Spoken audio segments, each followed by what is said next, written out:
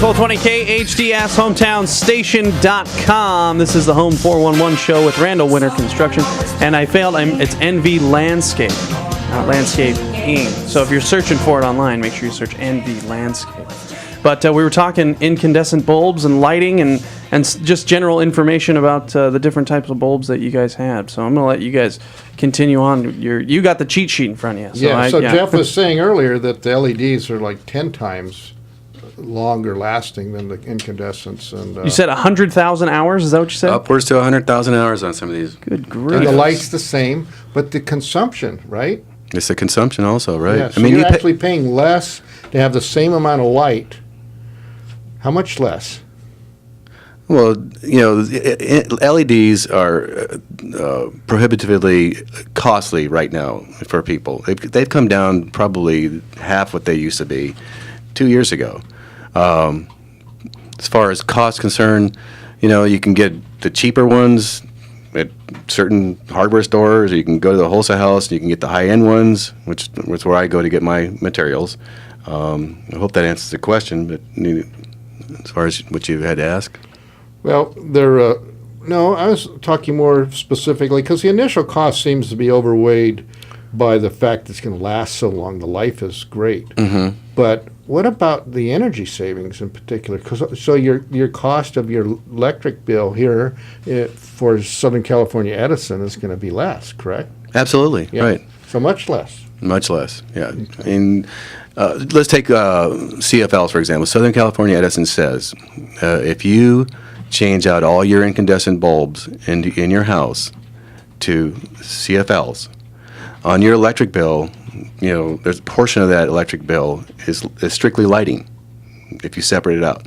It's a 75% savings on your electric bill if you change out from incandescent to CFLs or LEDs. LEDs can actually probably be a little bit more energy efficient than CFLs. So it is a tremendous amount of savings. I did a job years ago. I changed out a commercial building in Pasadena years ago. We had 500 drop-in fluorescent fixtures, and they wanted to upgrade to the T8s that were fairly new in the market then. And electronic ballast. Exactly, electronic ballast.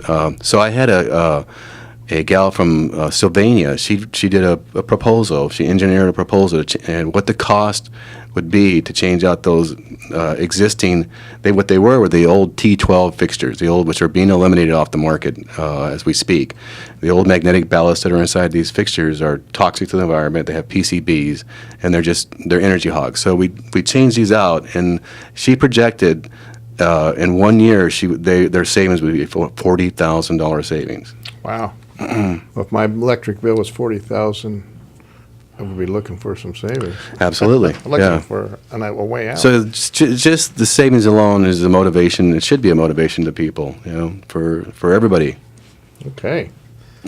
All righty. And then, so you would recommend somebody go at least from an incandescent to a fluorescent, if not. At least, yeah. Now, they do have the screw-in. I changed all mine, the ones I had, to the screw-in type. So unless you're actually doing construction and you need to get a permit, tell us about the different types of fixtures on the LED versus the compact fluorescents versus the screw-in type bulbs. Because when you get a permit to do a kitchen or bathroom remodel, they want them to be energy efficient, so they're going to require us to change the whole can. The whole can. You've got to put a bipin on a fluorescent. They won't allow you to have a screw-in fluorescent.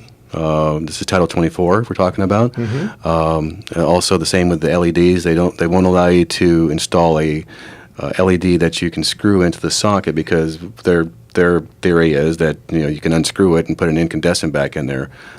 So that would be crazy because you're going to be spending more money for the incandescent unless you have some affinity with the Thomas Edison. Yeah, that's well, that's great news. That's I actually changed mine. That doesn't mean you shouldn't go buy the screw-in types. If you have a living room or dining room with 4, 5, 10 recessed cans, screw them in. They're going to save some money. Save you some money. Save our earth, huh? Yeah. Cool. All right. Are we ready to go on to the next subject? then? Absolutely. All right, what might that be? So comparing them. What are some of the decisions a homeowner would make with regard to the cost of making those changes?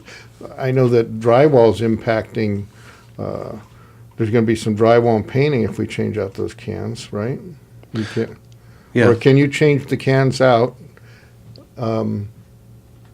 I think you did on the kitchen we're doing right now. Yeah. We left the same Halo H7, Right. And we just changed out the can, the interior part of the can. This was in the kitchen. yeah. We just changed out the interior part of the can, so it would just accept strictly a LED diode type of. So she lamp. can't go back, put the regular bulb in. She can't do but that. She loves those. Yeah. That's why she wanted us to do the family room and Yeah. the hallway. Oh yeah, she was really enjoying those lights the other day. So, good. So we don't have to really change them out. Now, in the earlier kitchen you did, over there in Canyon Country, did you actually go up and change the pots out too? Or did you just change the LED from the inside? I did the same thing. I just took out the can, the existing interior can, because they're all the same. They're all designed the same, the can.